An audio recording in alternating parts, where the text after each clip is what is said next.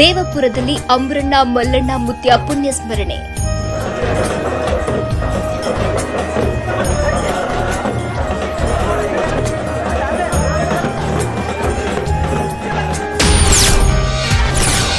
ಅಭಿನವ ಗವಿಸಿದ್ದೇಶ್ವರ ಮಹಾಸ್ವಾಮಿಗಳ ಅಮೃತವಾಣಿ.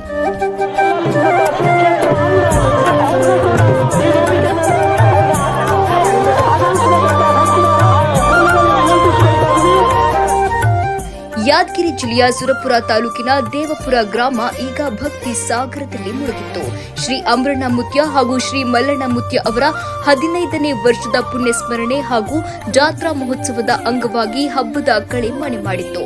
ಆಧ್ಯಾತ್ಮಿಕ ಪ್ರವಚನ, ವೈಭವದ ಮೆರವಣಿಗೆಯಿಂದ ಗ್ರಾಮವಿಡೀ ಸಂಭ್ರಮದ ಅಲೆಯಲ್ಲಿ ತೇಲಿತ್ತು.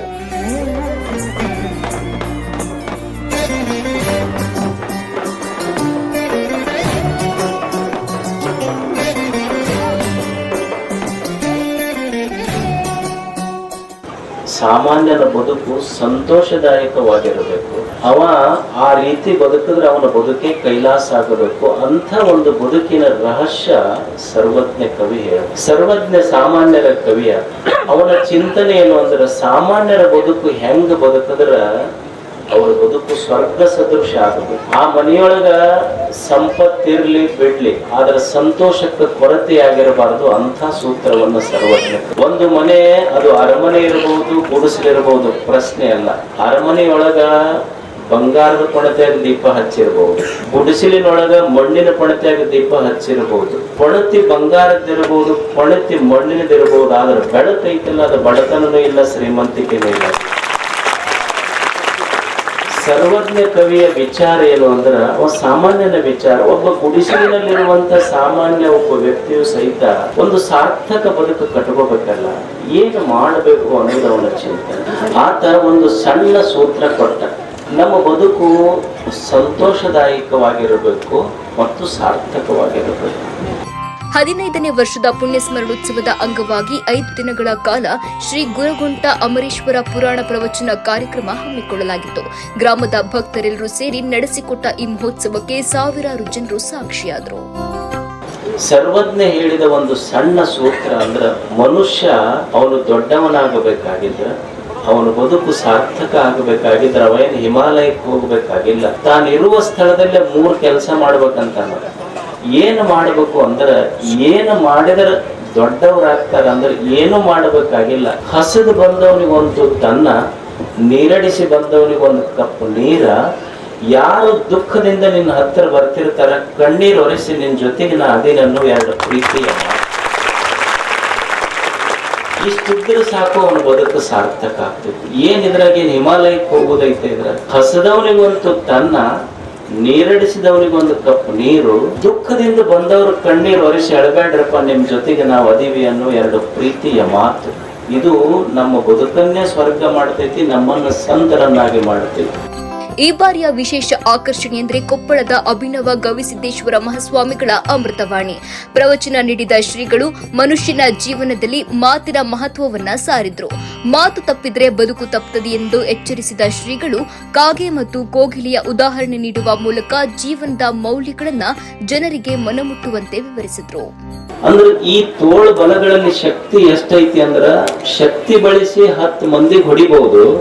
ಅದ ಮ್ಯಾಲ ಬಂದು ವೇದಿಕೆ ಮೇಲೆ ನಿಂತು ಶರಣಾರ್ಥಿ ಅಂದ್ರ 10,000 ಮಂದಿಗೆ ಮುಟ್ಕೋಬಹುದಷ್ಟೇ. ಅಂದ್ರೆ ದೇವರಿಷ್ಟು ಶಕ್ತಿ ಕೊಟ್ಟಾನ ಕೈಯೊಳಗ. ಅದಕ್ಕೆ ಯಾರು ಕಾಣ್ತಾರ, ಕೈ ಮುಗಿಯುವುದಷ್ಟೇ. ಯಾರು ಕೈ ಮುಗಿತಾರಲ್ಲ, ಮುಗಿದವ್ರು ಸಣ್ಣವ್ರಾಗೋದಿಲ್ಲ, ಅವರ ದೊಡ್ಡವರಾಗ್ತಾರನ್ನೋ ಸತ್ಯ ಶರಣರು ಕಲಿಸ್ಕೊಡ್ತಾರೆ. 1-2 ಪ್ರೀತಿಯ ಮಾತು. ಮಾತು ಕೆಟ್ಟಿದ್ದಕ್ಕ ಬದುಕು ಕೆಟ್ಟೈತಿ, ಮಾತು ತಪ್ಪದ್ರ ಬದುಕು ತಪ್ಪೈತಿ. ಕಾಗೈತಿ ಕಾಗೆ. ದೇವರು ಅದಕ್ಕೇನು ಇಲ್ಲ, 1 ಅಕ್ಷರ ಕೊಟ್ಟಾನ. ಎಷ್ಟು? 1 ಅಕ್ಷರ ಕಾ ಅಂತೈತಿ ಅಷ್ಟೇ. ಕಾಗೆ 1 ಅಕ್ಷರ ಕಾ ಕಾ ಅಂತಂದು ತನ್ನ ಬಳಗಕ್ಕೆಲ್ಲ ಕರ್ಕೊಂಡು ಉಣತೈತಿ.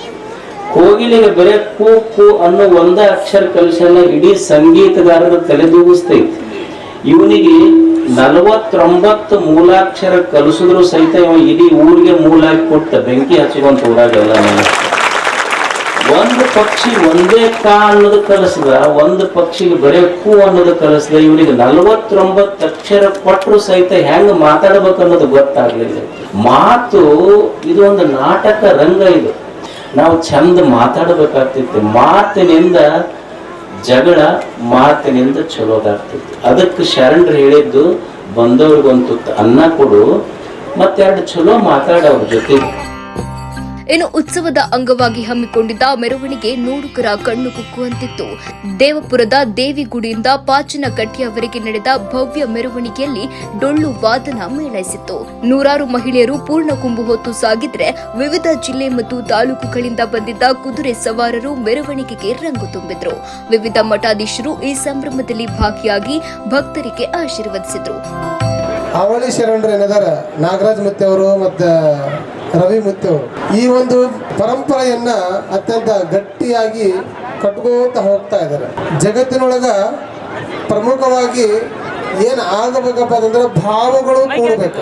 ಭಾವಗಳು ಕೂಡಿದಾಗ ಮಾತ್ರ ಭಾವೈಕ್ಯತೆಯಿಂದ ಮನುಷ್ಯ ಬದುಕಲಿಕ್ಕೆ ಸಾಧ್ಯ ಐತಿ. ಈ ನಾಡಿನೊಳಗ ಅದೆಷ್ಟೋ ಆಧ್ಯಾತ್ಮಿಕ ಪರಂಪರೆಗಳಿದಾವೆ. ಅಂತಹ ಆಧ್ಯಾತ್ಮಿಕ ಪರಂಪರೆಗಳನ್ನ ಒಟ್ಟುಗೂಡಿಸಿ ನಮ್ಮ ನಾಗರಾಜ್ ಮುತ್ತೆ ಅವರು ಮತ್ತ ರವಿ ಮುತ್ತೆ ಅವರು ಈ ನಾಡಿಗೆ, ಈ ಸಮಾಜಕ್ಕೆ ಪ್ರೀತಿ ಅಂದ್ರೆ ಏನು, ಸ್ನೇಹ ಅಂದ್ರೆ ಏನು, ಭಕ್ತಿ ಅಂದ್ರೆ ಏನು ಅಂತ ಹೇಳಿ ತೋರಿಸ್ಕೊಡಕತ್ತಾರೆ. ಅಂತಹ ಒಬ್ಬ ಶರಣರು ನಿಮ್ಮ ಊರಿನಲ್ಲಿ ಹುಟ್ಟ್ಯಾರ ಅನ್ನೋದು ಈ ಊರಿನ ಒಂದು ಪುಣ್ಯ. ಒಟ್ನಲ್ಲಿ ಕಳೆದ 5 ದಿನಗಳಿಂದ ದೇವಪುರ ಗ್ರಾಮವು ಆಧ್ಯಾತ್ಮಿಕ ಲೋಕವಾಗಿ ಮಾರ್ಪಟ್ಟಿತ್ತು.